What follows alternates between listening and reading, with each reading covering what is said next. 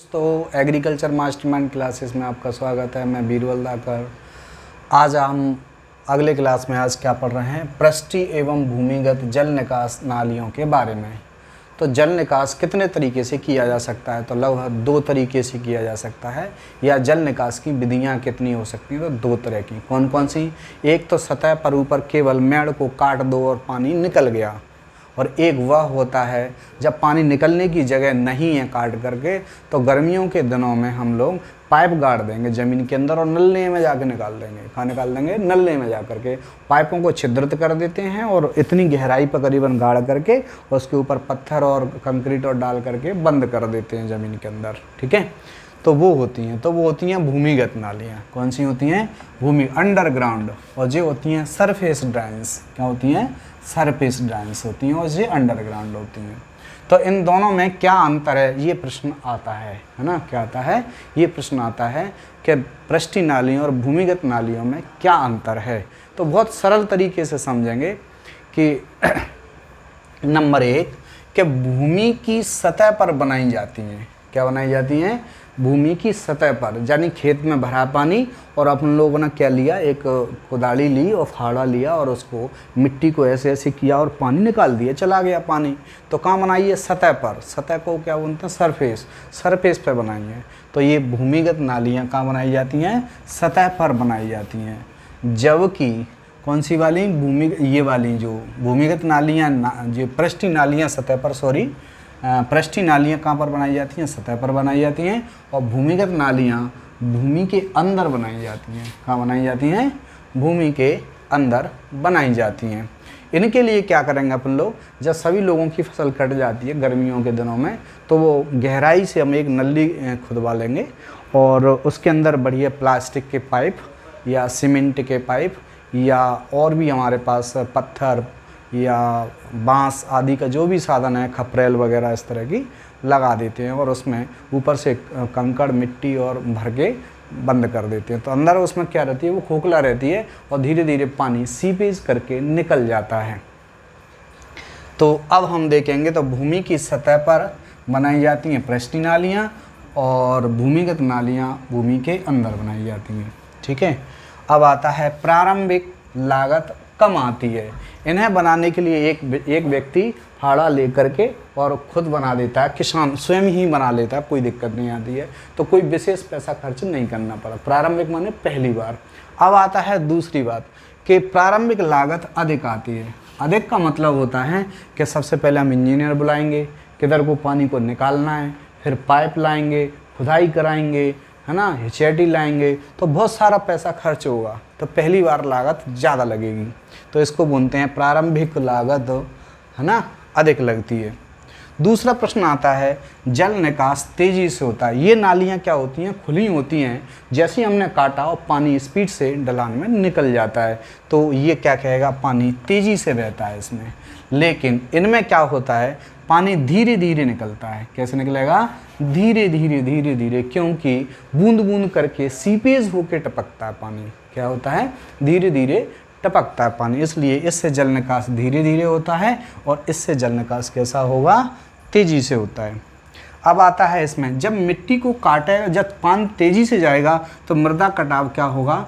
होता है। मिट्टी तेज़ी से जाएगा, पानी तो बहेगी, मिट्टी क्या होगी? पानी के साथ बह जाएगी। तो उपजाऊ मिट्टी पानी के साथ बहेगी। इस स्थिति को क्या कहा जाता है? मृदा कटाव, सॉइल एरोजन या भूमि क्षरण भी बोलते हैं। क्या बोलते हैं इसको? क्षरण भी बोल सकते हैं हम लोग। तो भूमि का क्षरण भी होता है, लेकिन इसमें पानी धीरे धीरे टपकाव होता है, इसलिए मृदा कटाव नहीं होता है। क्या नहीं होता है? मृदा कटाव नहीं होता है। पक्का? तो ये बहुत शानदार, मैंने अपनी लैंग्वेज में इतने तरीके से बता रहा हूँ आपको कि जितना प्रश्न इधर है उसका ही विपरीत उधर है ना। तो खेती करने में बाधा आती है, क्योंकि जब हम मिट्टी को काटते हैं, क्या करते हैं? काटते हैं तो नली बन जाती है। अब उसमें ट्रैक्टर जाएगा तो दचपट होगी, और जो किसान है वो खेत जोतेगा तो हल चलाएगा तो उसमें भी वो दिक्कत आएगी। तो क्या हो जाता है? जगह जगह खेत ऊंचा नीचा हो जाता है, तो उसमें बाधा आना तय है। जबकि इसमें पाइप को भूमि के अंदर दाब करके, क्या करके? भूमि के अंदर दाब करके और ऊपर से मिट्टी को समतल कर देते हैं, जिससे ट्रैक्टर चलने में और बैल चलाने में कोई दिक्कत नहीं होती। हो गया। अब आता है कि प्रत्येक वर्ष बनाना पड़ती हैं। जब हम जुताई करेंगे तो ये नालियाँ मिटर जाती हैं, यानी नष्ट हो जाती हैं, तो अगली बरसात आएगी तो फिर बनाना पड़ेंगी। लेकिन ये प्रत्येक वर्ष नहीं बनाना पड़ती, ये करीबन 2-3 साल बाद जब ये चौक हो जाती हैं तब बनाना पड़ती हैं।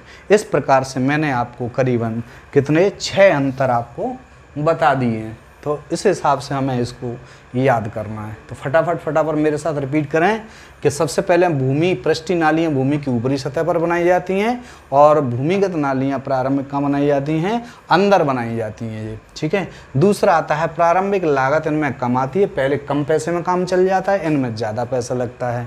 दूसरी बात आती है जल निकास तेज़ी से, यानी इसमें कोई बाधा आती नहीं है। पानी के लिए मिनट अपने काट दी और काटने के बाद वो पानी आराम से स्पीड से जाता है। इसमें पानी धीरे धीरे जाता है, क्योंकि बूंद बूंद करके टपक के इकट्ठा होता है, उसके बाद वो पाइप से निकलता है। उसके बाद दूसरा आता है मृदा कटाव। जब पानी तेज़ी से चलेगा तो मृदा कटाव भी होगा, मृदा क्षरण भी होगा। इसमें मृदा कटाव नहीं होता। इसमें क्या होता है, खेती करने में जो कटान बन जाती हैं उनमें बाधा आती है, दिक्कत आती है, और खेती करने में इनमें कोई बाधा नहीं आती, क्योंकि खेत समतल हो जाता है। उसके बाद आता है प्रत्येक वर्ष बनाना पड़ती हैं, क्योंकि ये अस्थायी होती हैं, मिटर जाती हैं, इसलिए इन्हें प्रत्येक वर्ष बनाना पड़ता है, किंतु इन्हें प्रत्येक वर्ष नहीं बनाना पड़ता है। इस प्रकार से ये मेरे पूरा अंतर हुआ, और बहुत इम्पोर्टेंट क्वेश्चन है ये, आप इसे अच्छे से तैयारी करें इसकी, ठीक है। तो अगला प्रश्न क्या आ गया हमारे सामने कि सिंचाई एवं जल निकास में क्या अंतर होता है। ये इस पार्ट का सबसे इम्पोर्टेंट क्वेश्चन है, ये बहुत ज़्यादा आता है ये वाला क्वेश्चन, है ना। तो अपन ने क्या पढ़ना है, सिंचाई एवं जल निकास में क्या अंतर है। तो हम लोग तो सब किसान लोग हैं, अक्सर सब जानते ही होंगे, फिर भी मैं सरल से सरल भाषा में एकदम एक बार में याद करने की स्थिति में बताऊंगा आपको। बस आप एक बार इसको देखते रहिए, मेरी उंगली जहाँ चल रही है उसको गौर से देखते रहिए कि सिंचाई नालियाँ और जल निकास, इन दोनों में जो अंतर होता है वो गौर से सुनाएं। सिंचाइयाँ फसल को पानी देने की विधि होती है। क्या होती है, सिंचाई फसल को पानी देने की विधि होती है, जबकि यह खेत से पानी निकालने की विधि होती है। बहुत शानदार इसके अंदर अंतर बनाया मैंने, ठीक है। दूसरा है इन नालियों की आवश्यकता वर्ष भर होती है, क्योंकि सिंचाई हम पूरी वर्ष कर सकते हैं, इसलिए इन नालियों की आवश्यकता पूरी वर्ष भर होती है। कहाँ होती है, वर्ष भर होती है। जबकि जल निकास की आवश्यकता केवल बरसात के दिनों में ही होती है। कहाँ होती है, बरसात के दिनों में ही होती है, क्योंकि बरसात के दिनों में ही पानी ओवरफ्लो होता है। अब आता है हमारे पास भूमि की ऊपरी सतह पर बनाई जाती हैं, क्योंकि जब हम पानी लाएंगे तो मिट्टी की ऊपरी सतह पर से पानी आएगा और खेत में तब जाएगा। कहाँ जाएगा, पानी ऊपर से आएगा तब नीचे जाएगा। लेकिन इसमें क्या होगा, सतह तो ये है और पानी हम सतह से नीचे ले जाएंगे तब पानी गहराई से जाएगा, इसलिए यह नाली हमें सतह से कैसी होती हैं, नीचे होती हैं, और ये सतह से कहाँ होती हैं, सतह पर होती हैं या सतह के ऊपर होती हैं। क्या होती हैं, ऊपर होती हैं। इन दोनों नालियों में ये फ़र्क होता है, सिंचाई नालियों में उसमें। अगला पॉइंट हमारे पास जल स्तर बढ़ता है। यदि हम खेत में पानी ले जाएंगे तो पानी जब भरेगा तो नीचे से पानी उठ करके ऊपर आएगा, अर्थात जल का जो स्तर है वो ऊपर की ओर आएगा।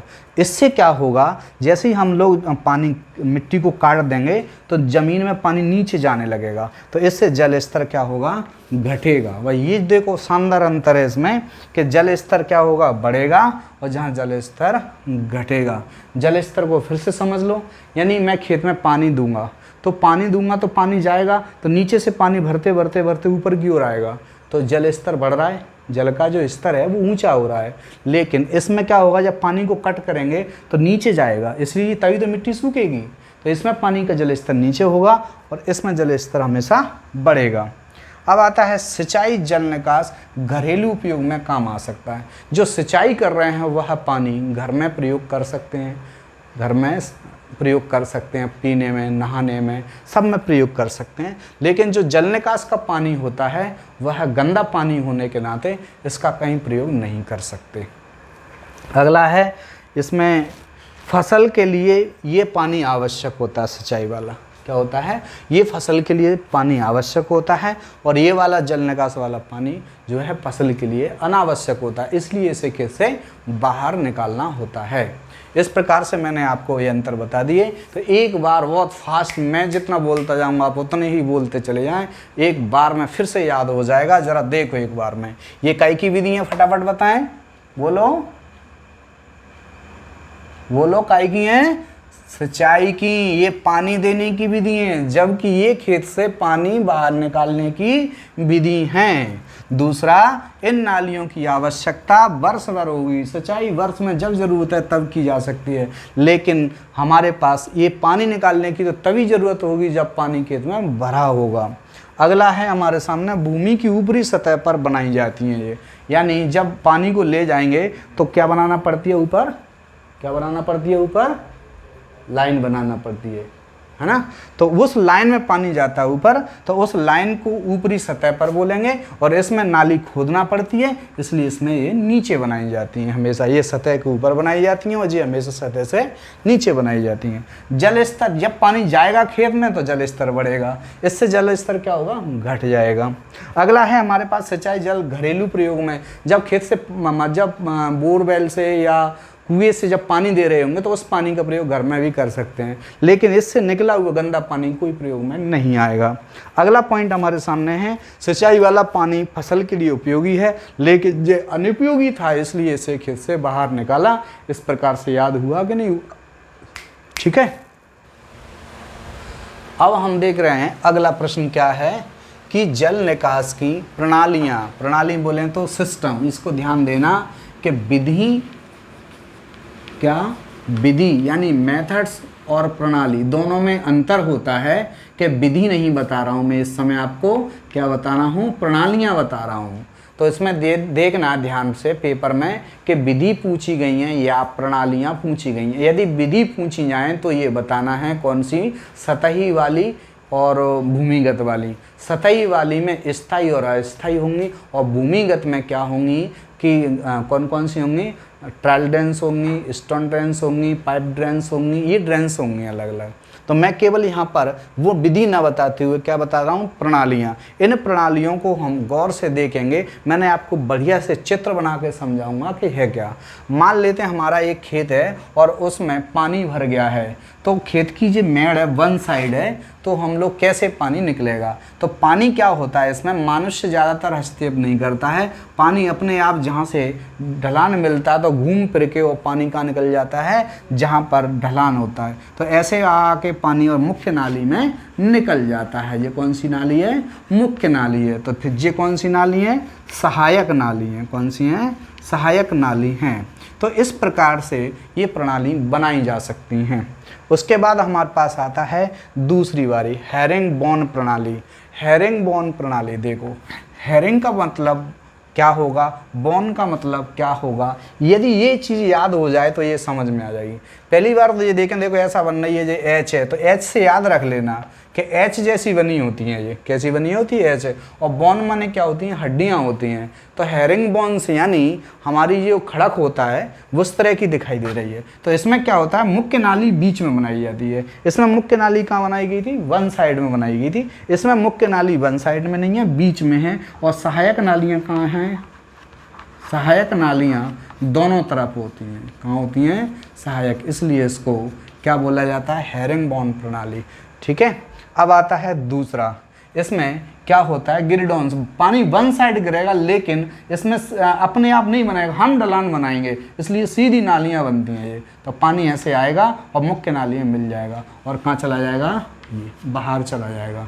इस प्रकार से हम बड़े खेत से पानी इस तरह सहायक नालियों से मुख्य नाली में मिला करके निकाल सकते हैं। तो प्रकार से हम तीन नालियों की तीन प्रणालियां हैं, और तीनों प्रणालियों का जो डिटेल्स मैं बोल रहा हूं वही आपको लिखना है, और वही आपको नोट्स में लिखा हुआ मिलेगा सेम टू सेम। बस चित्रों को ध्यान रखना है। प्राकृतिक बात करें तो प्राकृतिक में क्या होगा, ये थोड़ा सा झूमते हुए जाएगा पानी, हम भी देखते हैं नदियाँ कैसी बनी होती हैं, क्या ऐसी होती हैं? नहीं होती। प्राकृतिक नदी तब जहाँ ढलान मिला पानी ऐसे चला जाता है, मिट्टी कट कट के नदियाँ बन जाती हैं। इसलिए हमेशा नदियाँ टेढ़ी होती हैं, क्योंकि वो प्राकृतिक विधि में होती हैं। तो ये आपको प्राकृतिक विधि बताना है। ये हेरिंग बोन्स, ये जैसे हमारी रीढ़ की हड्डी है तो ऐसे इसमें पसलियाँ लगी हैं, तो ऐसे जो रीढ़ की हड्डी है और इसमें ये पसलियाँ लगी हैं दोनों तरफ, ऐसे याद रह सकता है। एच के समान होता है, दिख रहा है ना, एच बनी हो जैसे। तो ये हेरिंग बोन्स प्रणाली है। इसमें ये होता है कि मुख्य नाली बीच में होती है और सहायक नाली आकर के इसमें पानी छोड़ देती हैं। तो ये हो गई हमारे पास हेरिंग बोन्स प्रणाली। अब आती है गिरडॉन्स। इसमें पानी वन साइड गिरेगा। क्या होगा? वन साइड गिरेगा, तो यहाँ से आएगा पानी, यहाँ से आएगा पानी, यहाँ से आएगा पानी और मुख्य नाली में आकर के बाहर निकल जाएगा। इस प्रकार से 3 तरह की नाली हैं, इन्हें नोट से अच्छे से पढ़ लेना, ठीक है।